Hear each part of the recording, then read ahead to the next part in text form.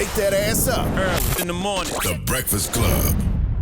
Yep, it's the world's most dangerous morning show, The Breakfast Club. Charlamagne the God, Angela Yee, DJ Envy is off, and we got a special guest in the building. Tell them who we got, Yee.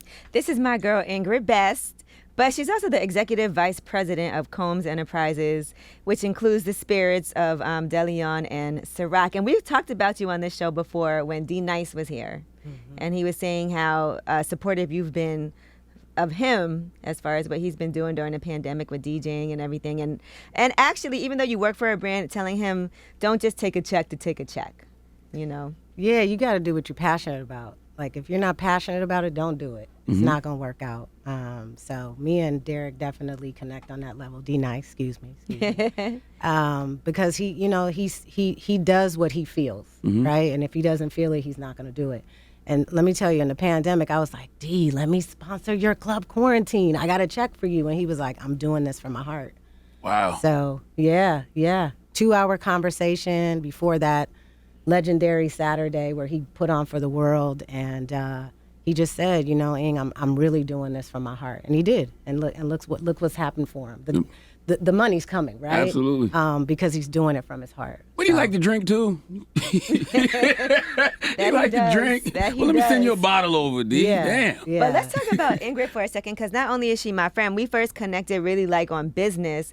And to me, she is one of my favorite people. Whenever I need advice on something or how to negotiate a deal, she's the person I go to. So I want to talk about how you got to where you are, because I know that there's a lot of younger people who are watching who are like, one day I want to be an executive like Ingrid is. And how did she get to that point? And you work in the spirits industry, and you've been there in this industry for so long, and it might seem like just fun, going to parties, having drinks, but there's so much more that happens behind the scenes. Yeah. So let's start with you started out at a young age, and you had a promotions company? Yeah, I started out actually doing street promotions. So it's wow. funny I can't even picture that. being here right now, typically I would be on the other side of the glass. The artist would be sitting here managing all the promo runs, all the radio runs.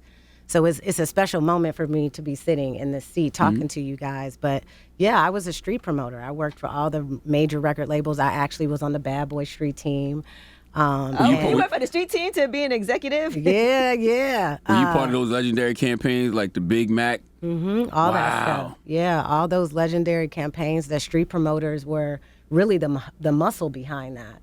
And when you think about a lot of like the experiential agencies and activations now, that came from a lot of street promotion, guerrilla marketing, and they just kind of took our sauce and tried to make it their own. So a lot of what I do today comes from a lot of those early learnings from my street promotion days. Very lost art, by the way. Yeah, very much so. And it's a story that needs to be told. I'm passionate about telling that story about street promoters and the folks that were really behind the scenes, like driving a lot of those artists and records, and just that really, I think, special time in music, But yeah, I've been in the business for 20 years. I started as an ambassador.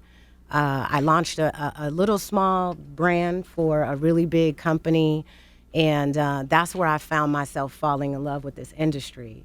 But the turning point for me in terms of my spirits career was really around the time that Puff made the deal with Ciroc, right? Because it was the first time that we got to see, Black and brown people got to see someone, that had a seat at the table. He got a seat at the table for us.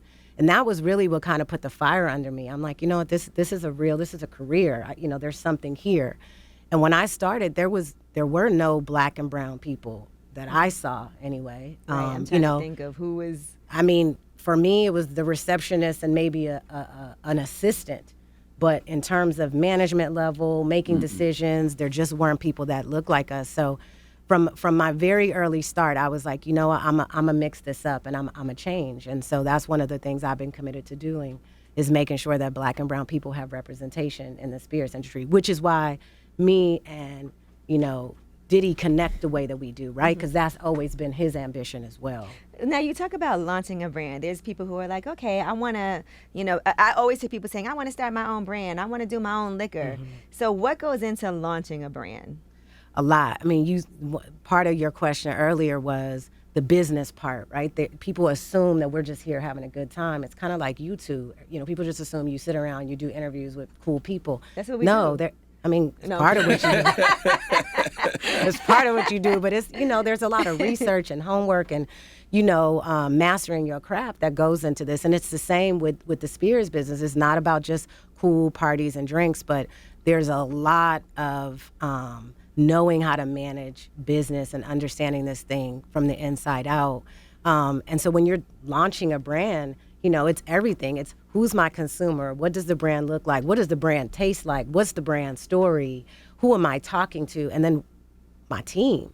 Mm-hmm. Who's going to help me do this thing, right? You're only as great as your team. So launching brands are a lot of fun, but you got to know your craft. Right. You have to know your craft. I always wonder. I think the product is the best seller, right? Yeah. Because y'all have ran a great marketing campaign with all Diddy spirits, but it's actually good product. Right. You know? I think that's another thing in launching brands or managing brands, especially when they're tied to celebrity. People assume that, it's just a celebrity. And it's like, no, we have incredible tequila. De Leon's an incredible tequila. Ciroc is an incredible vodka. It's, it's craftsmanship. There's a lot that goes into it. We take it very serious. And I think people just make assumptions. Celebrity sometimes doesn't mean quality. And it couldn't be farther from the truth. If anybody knows Diddy, they know that he's going to go hard in the paint no matter what he's doing. And you don't want to put your name on something that's bad because Right. everyone's looking at you crazy because that can ruin you. Right. Most of these celebrities do because of Diddy. Diddy, he effed the game up. Yeah. You know what I mean? He really made these people think I can sell liquor too. Yeah. No, I always say, he predicted the intersection between culture and tequila. When he launched De Leon, nobody was really thinking about tequila like now. Now there's this explosion of tequila, but he was way ahead of his game. And to your point, there's a lot of people that think you can just come in, slap your name on something that's going to go, and they forget about the craftsmanship. They forget about the business part. And what I can tell you is that he's always been very methodical about making sure he has the right people leading the business, which was what was attractive for me, right? I'm like, all right, let's continue this legacy of Black women in leadership. And let me put together a powerhouse team, which he's allowed me to do. Now, before you landed there, let's talk about your path in the spirits business because you worked for Bacardi, right? Was that your first? No. So I've been in the game almost 20 years. I started out launching a brand for Diageo. And then I went on to work for Diageo for 5 or 6 years. I then was recruited by LVMH. Now, for Diageo, for people who don't know what Diageo is, they also are the company that explain how Diageo works, just for people who don't know. Yep. So full circle moment for me. I started at Diageo, and now I'm managing Diddy's partnership with Diageo. So Diageo is our partner now on Ciroc and De Leon. I worked with them for 5 years.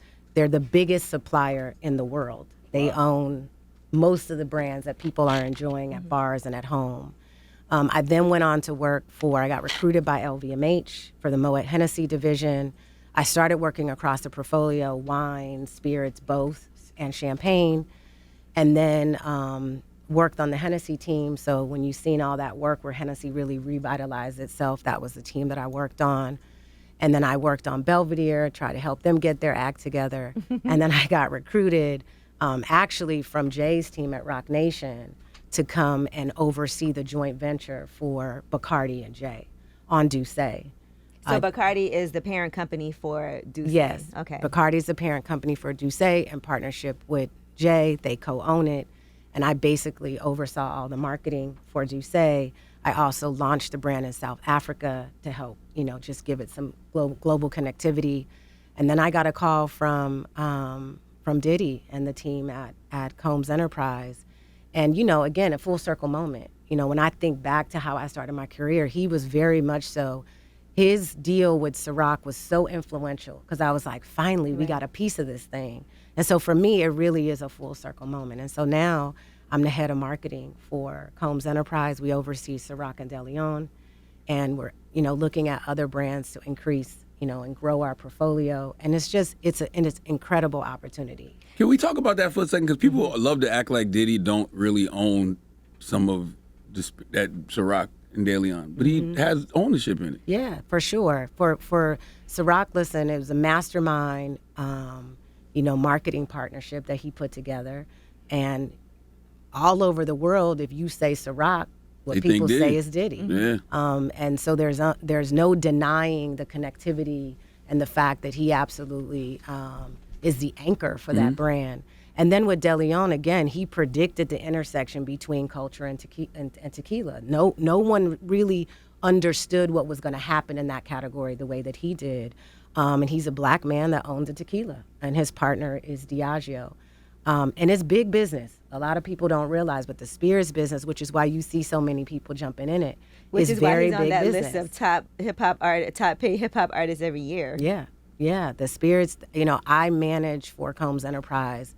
A big part of our business with the two brands, with Ciroc and De Leon. Yeah, it's funny because people don't think Diddy with tequila, but they should. Like everybody always says George Clooney because he gave folks a price point. But when it comes to black people, Diddy was the first that I remember. Now it's Jordan and LeBron and everybody else, but Diddy was definitely the first. He predicted it. He pioneered it. He pioneered it with what he did with Ciroc, taking the brand from a 40,000 case brand to a 2 million case brand. Wow. And then he predicted it with De Leon, and now you see this explosion of tequila. And we certainly are here to make sure that people understand that De Leon is one of the best tequilas in the world, right? It's owned by a black man, it's marketed by an all-black team, and really, culture owes him a lot.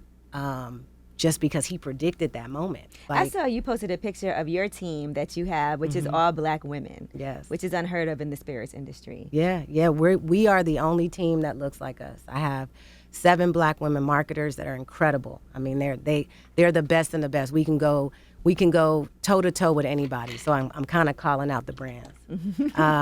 And Elena, Chloe, Ashley, Rachel. You guys are incredible. They are incredible marketers. They are what make me great. Most of them came from suppliers, so they all have big industry background, spirits industry background, and elected to trust me and trust Combs Enterprise and leave, really big names to come and rock and work on the brands. And both of the brands are growing double digits. It's no accident because these women just get it. Right, and they're hardworking, and we look like the consumer we're talking to. Right, because sometimes you go into these companies and you're like, where are all the black people? And they don't know how to market to us, and they also kind of feel like they don't need to, I feel like, in a way. Yeah, one of my colleagues, Dion, always says, just tell the truth. And so in the marketing that we're doing and the way we're touching people, whether it's the gifting or some of the cool, we're just telling our truth. We know what we like. We know how we want to be spoken to. We don't want anything that's cookie cutter. And I think what happens with these brands a lot of times is that you can see through the fact that people sitting in the room making the decisions don't look like the consumer that they're talking to. That's right. So even for us in the pandemic, it was really easy for us to pivot and show up because we're like, we know what people want to do at home. It's what we're doing at home. You know what I'm saying? We know. You guys sponsored the versus battles. Yeah, we did. And again, that was another prediction on Diddy's behalf where he was like, make that happen. I'm like, done. Because he knew that was just going to be such a big moment in culture, and it has proven to be. And we've been at the center of that. But again, it's only because we're the people that look like the consumer and who we're talking to. We know all the versus artists. We're fans too. You know what I'm saying? So I'm super proud of my team. I'm glad that people are talking about us because again, we're the only team that looks like what we do, right? Like we are black women, all black women that are leading the business for both Ciroc and De Leon. Did so you I'm face proud racism during this whole ascent to where you are now? A lot. Yeah. Part of why this position was so attractive to me was because I knew that I would be in a situation to go back and grab a lot of those young women that have been through situations like myself where you're not getting the appropriate titles, you're not being offered the appropriate packages, you're being asked to wait in the same positions much longer than your white counterparts, and it's obvious, like the treatment is obvious. And it's traumatizing, right? So I think that's why it's been easy for me to go back and recruit because folks are like, hell yeah, I want to go somewhere where I feel good, I'm being compensated appropriately, people look like me, and that we're doing good work, right? We're doing work that we could be proud of. But yeah, there's a lot of racism in the spirits industry. There's a lot that needs to change. I think obviously the George Floyd moment and the moment with Black Lives Matter made companies realize that they were under the microscope. So you're starting to see them appoint folks, you know, kind of as figureheads because they have to. They're like, okay, we need a head of diversity and inclusion. Yeah, and I don't care how we get the win. Let's get the win. Let's get the win, right? But it's also got to continue. It can't Absolutely. be just Yeah. right now while we're under the microscope, we're going to do this, and then we'll move away from it later. And it can't just be long surface term. either. It can't be surface. And so I would say for those companies, I'm probably, you know, they keep an eye on me because I'm so vocal about it. I'm like, let's talk about it. There is racism in this industry, like there's racism in all industries, right? I think the difference here is that your consumer is Black and brown. And Absolutely. so you got to do the right thing, right? And we all have to demand that they do the right thing. So it's good to see some of my peers that are finally getting positioned in the right places. And many of them call me and ask me for advice. And, you know, my thing is like, you got a seat, go get everybody else and get them a seat, right? Like that's our responsibility. And so that's what I've done with the 7 women that work for me. And they are incredible. It's not just that they Black. Right. Like they are dope marketers. They're excellent. They are excellent. So super proud of it. And I definitely plan to continue to make sure that I'm going back and grabbing more people as much as I can. Another thing that you guys have been pioneering are these extravagant gift boxes. If you ever get a Ciroc gift box or a DeLeon gift box, yeah. Like Yeah, 10 bottles. I brought you guys some gifts, so they're here somewhere in the studio. So I'll make sure you guys get them. But yeah, listen, I started this job the week before the world shut down, right? And our world is liquid to lips. It's bars, it's nightclubs, it's liquor stores. And so without that, you're like, okay, how do I touch people? You know what I mean? Liquid to lips. We need that on a shirt. A little liquid to lips. I got you. But like, honestly, like it was me kind of sitting around and looking around my house, and I'm like, what are the things that people would want or have fun with, right? Is it a bar that you pull up to their joint? That was one of the things we did for New Year's Eve. D Nice was one of the people that received them. Is it, you know, sunglasses to be fun and quirky to take the ultimate selfie with? You know, is it a Polaroid? You know, is it a juicer? Like one of the things we sent out for Summer Citrus was a citrus juicer, which I have at home. And I'm like, I love my citrus juicer. But, you know, it was really just figuring out how do you bring some fun to people during a time where I think we were all frozen, like what's about to happen? And I'll tell you, the gifting has become a thing. Other brands are trying to keep up with us. But, you know, again, it goes back to just us knowing what we think people like and what they want. And yeah, our gifts are incredible. I think it's something about people who come from hip hop who were in marketing, who did, you know, street promotions and just marketing, period. Wherever you put them, it's going to be different when they market said product. Yeah. Whether it's TV, whether it's spirits, I don't know what it is. There's something doper about it. Yeah, you know what? I was telling somebody today, I take a lot of the early days experience that I learned from like setting up promo runs with artists. Remember, there were record stores back then. You had to get creative with like what your display looked like at the mom and pop record store.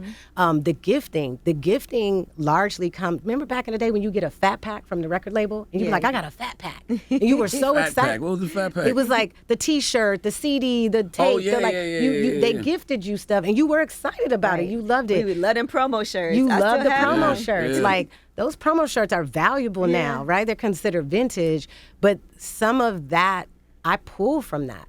I pull from those moments. And of those limited edition, they only made 50 of these. Correct. And so they're numbered 1 out of 50, 2 out of Exactly. 50. And you're like, damn, I'm one of the only people that got this limited edition. So that's kind of the thinking with the gifting. And it does come from those early days.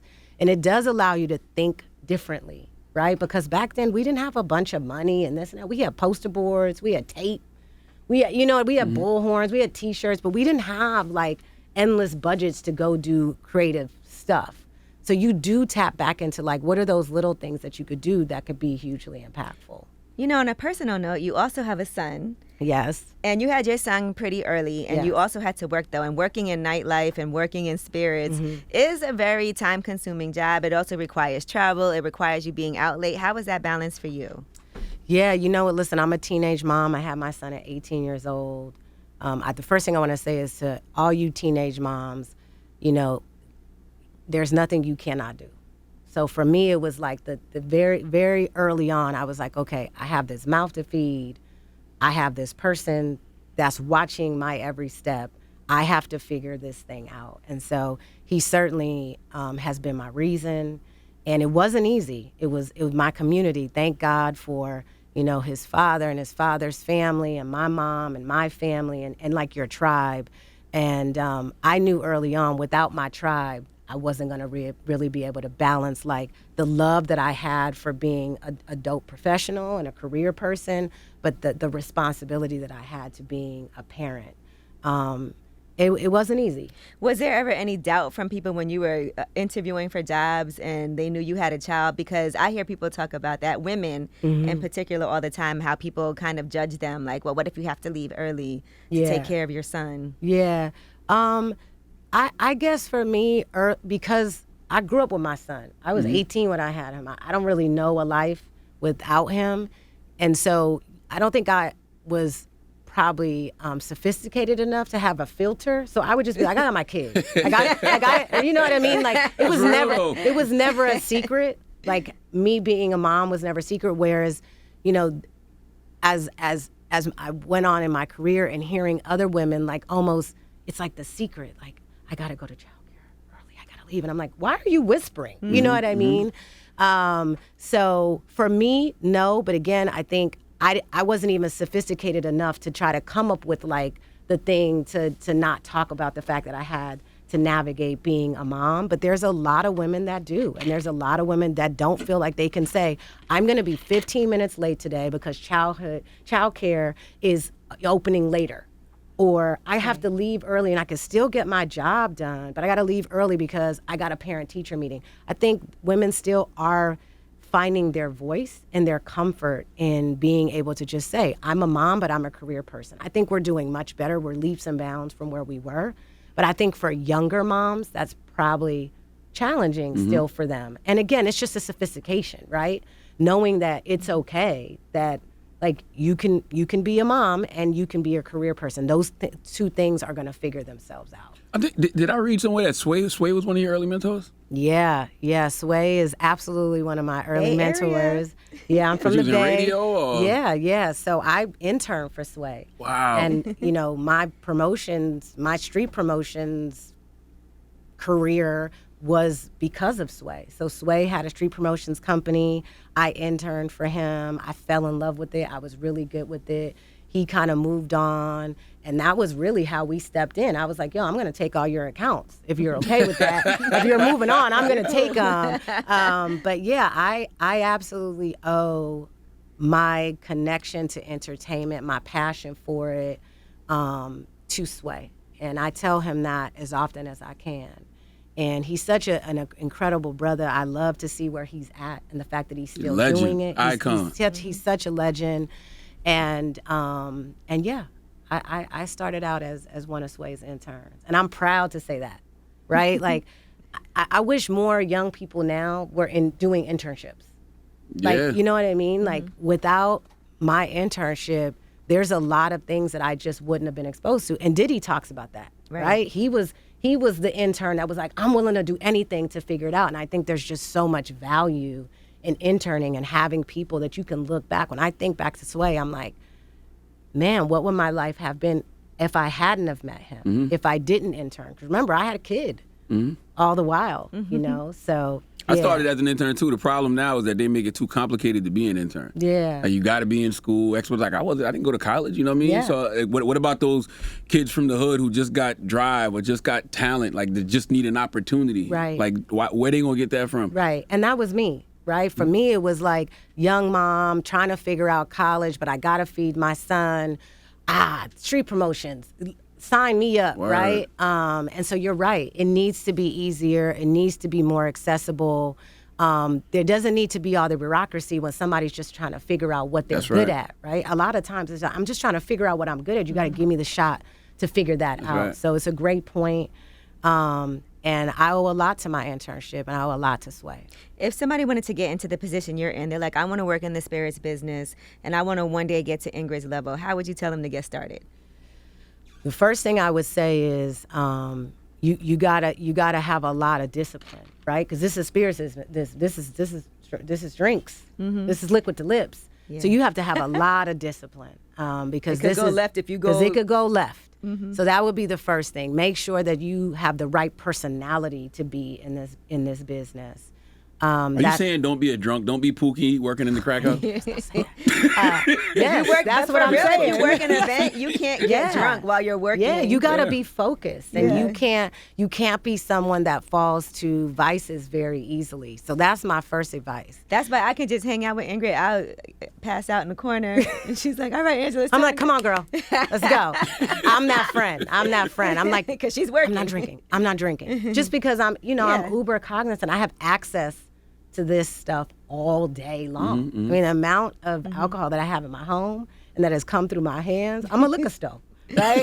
But yeah, so I would say discipline first. The other thing is that there is a place for you, right? When I started in this business, nobody looked like me. So the first hurdle was like, is there a place for me here? Like, do they hire us?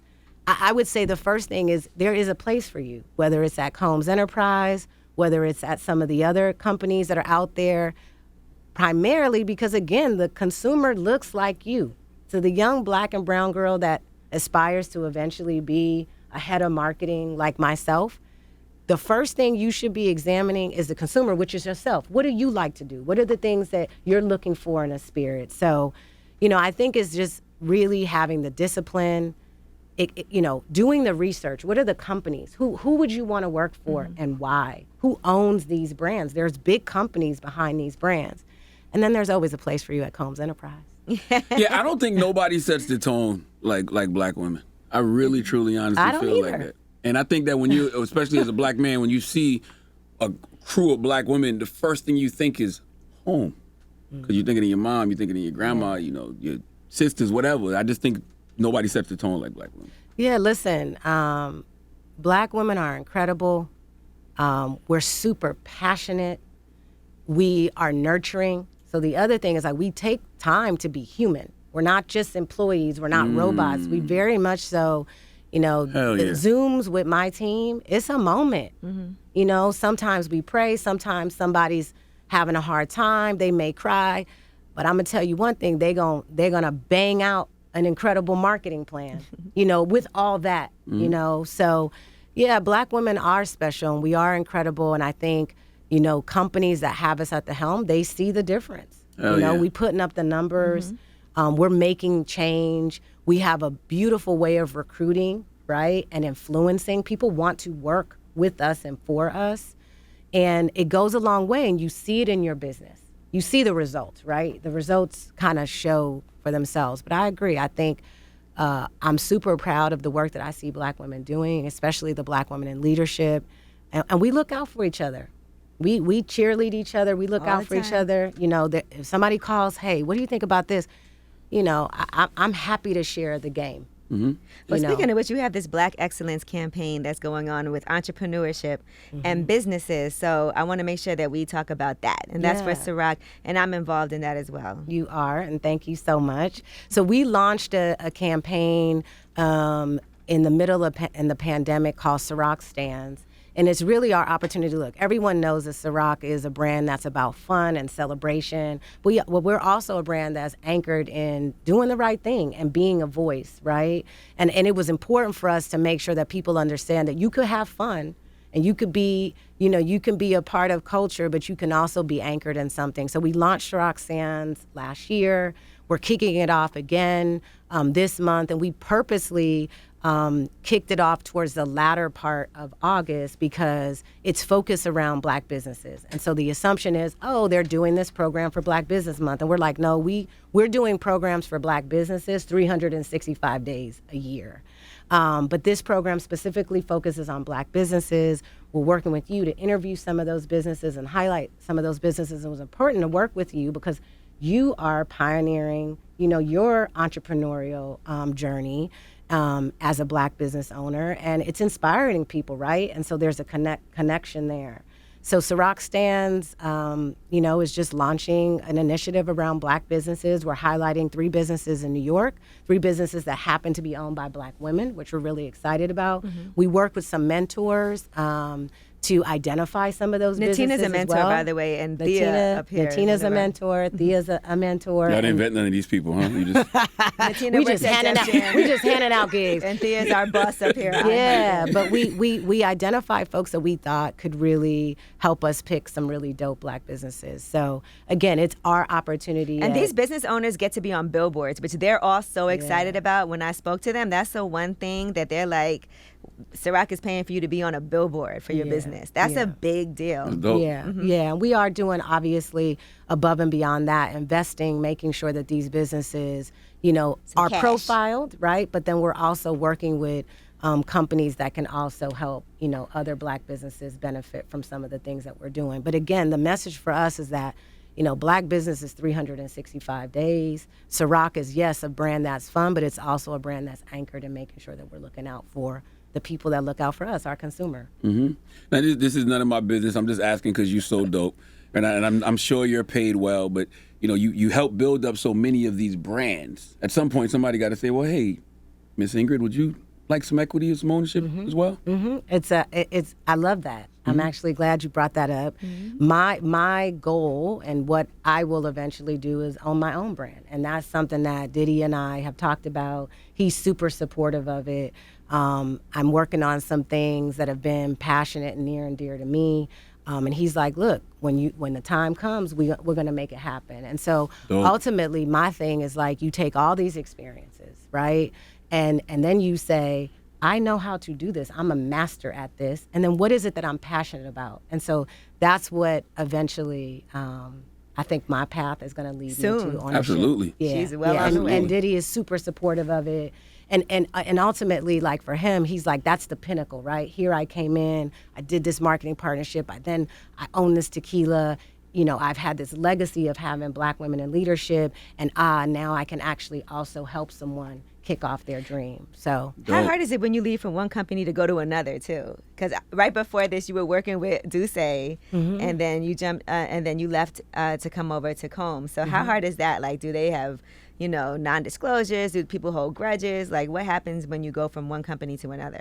I'm a nice person. I have a good reputation. I think everybody knows my intentions are good. So I haven't had situations where I've been like walked out the building. In this industry, because there's non-competes and things like that, typically when you go to a competitor, you go to another brand, you get walked. That happens here too in radio, by the way. Okay. You get walked out the building.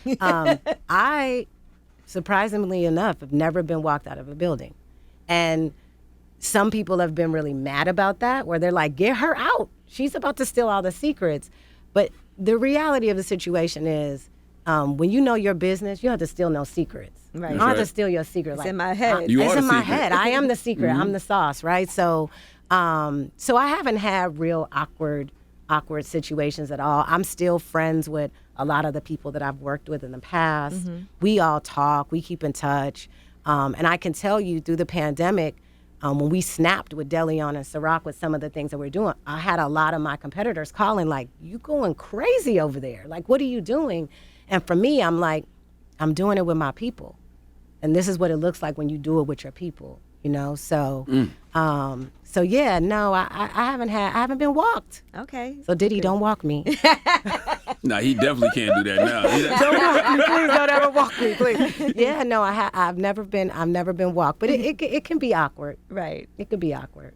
All right. Well, Ingrid, I appreciate you so much for coming through. Absolutely. Thank you, Ingrid guys. Best. Make Thank sure you. and tell people where they can find you, because I know after this you're gonna have a ton of questions. If you want them to find you. I know. I'm like that. You can find me on Instagram, Miss_IBest. You can find me on LinkedIn under my name, Ingrid Best. Listen, I love mentoring folks. I'm only one person, so my team a lot of times is like, you can't take on another mentee, but it goes back to your point. It shouldn't be so difficult to get guidance. That's right. If you're somebody that's eager, you want to learn, you want to intern, there should be people that are available to you that you don't have to go through this vigorous process. That's right. So you could reach out to me. I try to read every DM, every message on LinkedIn. I really do. And yeah, that's where you can find me. And you never know who's going to end up being who. Right. So that person that you showed love to back in Right. the day, next thing you know, they the biggest shit. Right. And y'all got a great relationship. Right. And that's always been something that I hold dear. It's like you don't know where people are going to land. And listen, the young women that work for me, I am making sure that they're going to be better than me. Mm-hmm. They are going to be the young women that when I'm a bit older, I'm going to like, you going crazy, That's right. you know? And so, That's right. and I'm excited about that. Like, Same. that's what makes me excited. So, yeah, so it's good to be here. I appreciate y'all. Thank you for coming. Yeah, I'm thank glad you came. Listen, Ingrid is not like, I'm like, Ingrid, you got to do some interviews. She's like, I'm like, okay. But But she's great. it's fun to be on this side. Like I said, you know how many artists I was on the other side, you know, of the glass looking in and like, yeah, they're doing a great job. So this is fun. I didn't have any nerves either. I thought I would. I was like, well, when you launch your brand, you got to come back. Oh, I will. And you work with Diddy. How you got nerves when you work with Diddy? I know, right? As unpredictable as he is. Yeah, no, you gotta definitely be strong to work with that brother. But he's a good brother. We have a lot of fun. He's a lot of fun. There's a lot of love parties, a lot of club love, a lot of Ciroc, a lot of De Leon. But yeah, it's been good to be here with y'all. Thank you. Thank you. Thank you so much. It's Ingrid Best. It's the Breakfast Club.